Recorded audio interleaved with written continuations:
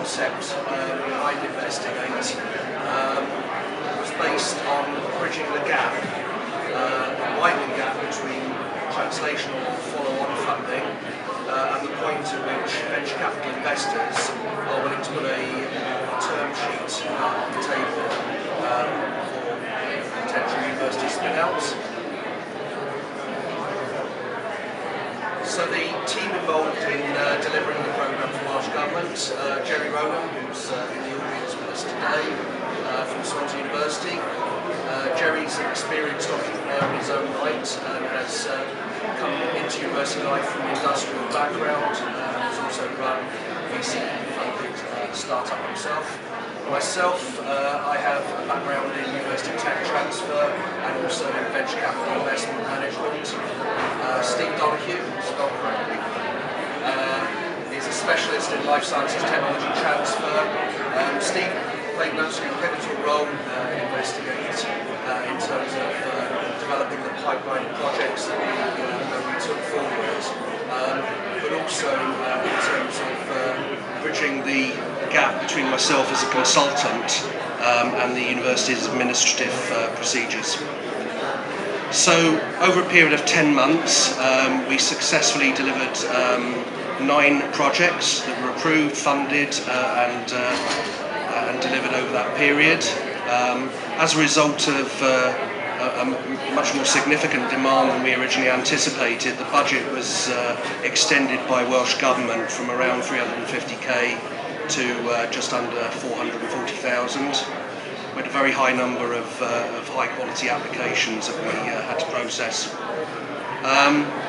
We've continued to monitor the outputs from InvestorG8 following delivery during 2014.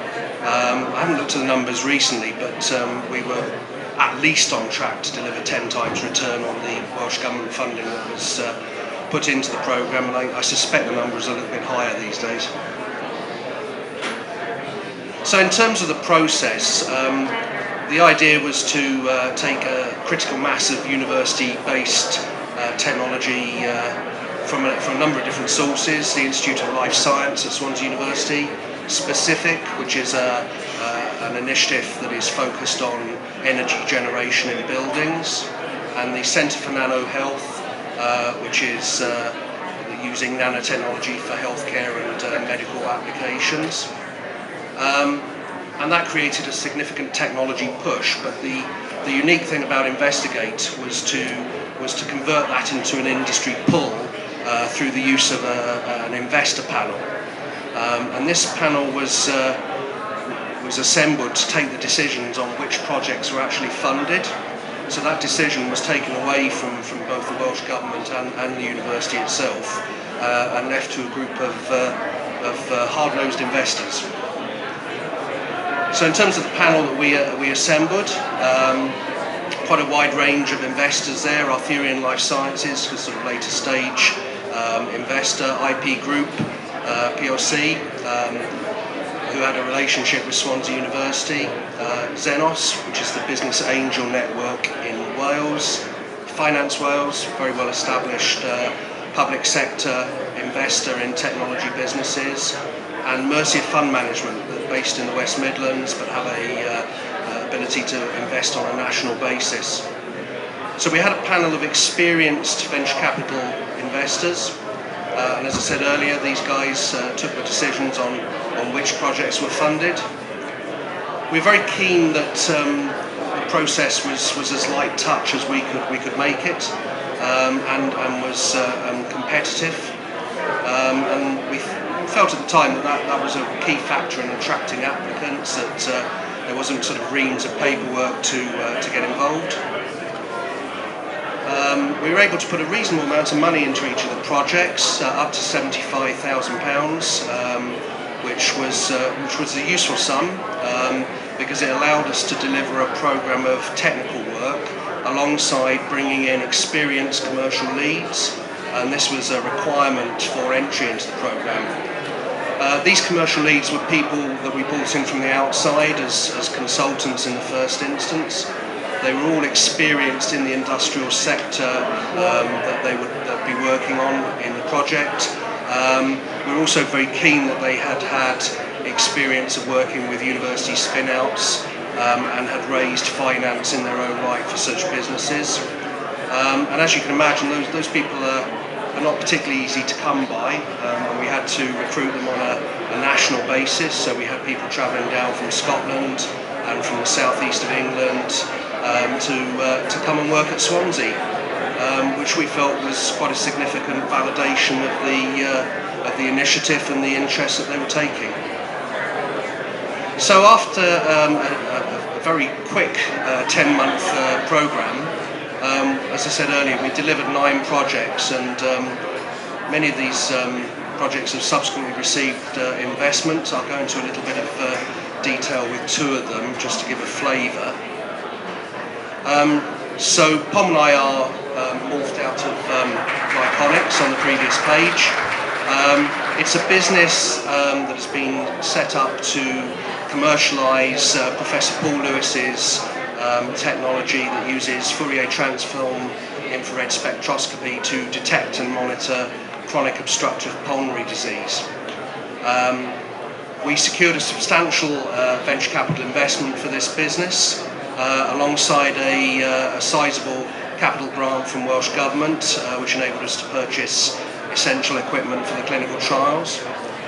And we're currently working very closely with Clontarf University Health Board at Prince Charles Hospital in Merthyr Tydfil to deliver two aspects of the trial: a longitudinal study related to exacerbation of the disease and a diagnostic study alongside that.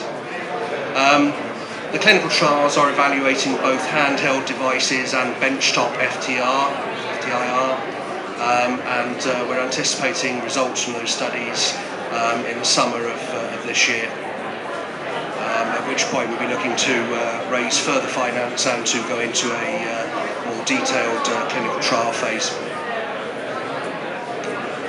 The second project to focus on, it's not immediately apparent that this is healthcare related, but it's a relationship with the company Haydale PLC, and it relates to technology developed in the Welsh Centre for Printing and Coating that is looking at the proprietary functionalisation of graphene and other nanomaterials.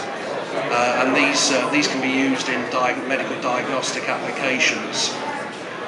As a result of the InvestorG8 activity, a substantial pipeline agreement was signed with Swansea University, and Haydale has subsequently acquired technology relating to heatable articles from the university. The university has taken shareholding in that as a result of the IP that's been signed. In this case, Swansea University has secured warrants for shares in the business on the back of this relationship. So in terms of the legacy of InvestorG8, as we got towards the end of the programme in 2014, we're very keen to maintain momentum. So we started to look at alternative models about how we might perhaps expand it on a national basis, to develop a mechanism that was source agnostic, open access model. Unfortunately at the time, Welsh Government weren't able to support us, but that situation has resolved itself subsequently, very pleased to say. But I think the key point is that having run InvestorG8, it forced us to start thinking about how we might make the model more sustainable. We also looked at the opportunities with large corporates, and at the time Welsh Government had assembled a panel of large businesses to work together on an open innovation initiative, and we discussed the possibility of taking orphan IP rights from those businesses and running them through a process that was very similar to InvestorG8 in order to develop new businesses and licensing opportunities. Again, we weren't able to really take that forward at the time, but it certainly has entered into the thinking since. One of the main legacies from InvestorG8 was the formation of the Swansea University Innovation Fund. So this is an in-house venture capital fund that is run through a wholly owned subsidiary. One of the key aspects of SUIF is that we use a co-investment model. So Surf cannot invest in the business on its own, but we have invested alongside other investors, and in the first year of operation the fund completed 5 investments, which I think is a fairly decent level of activity. And as a result of the activity under InvestorG8, we had a very decent pipeline of investment opportunities that we're still progressing. And finally, just to finish off, one of the things that was quite interesting after InvestorG8 is that a lot of people got pretty interested in what we were doing. So we had a number of bodies approach us to discuss how we'd delivered InvestorG8, and that wasn't just within Wales, it was across the UK and also overseas. We're very pleased with that, because I think it sort of gave a strong focus on Swansea's activity. So thank you very much. That's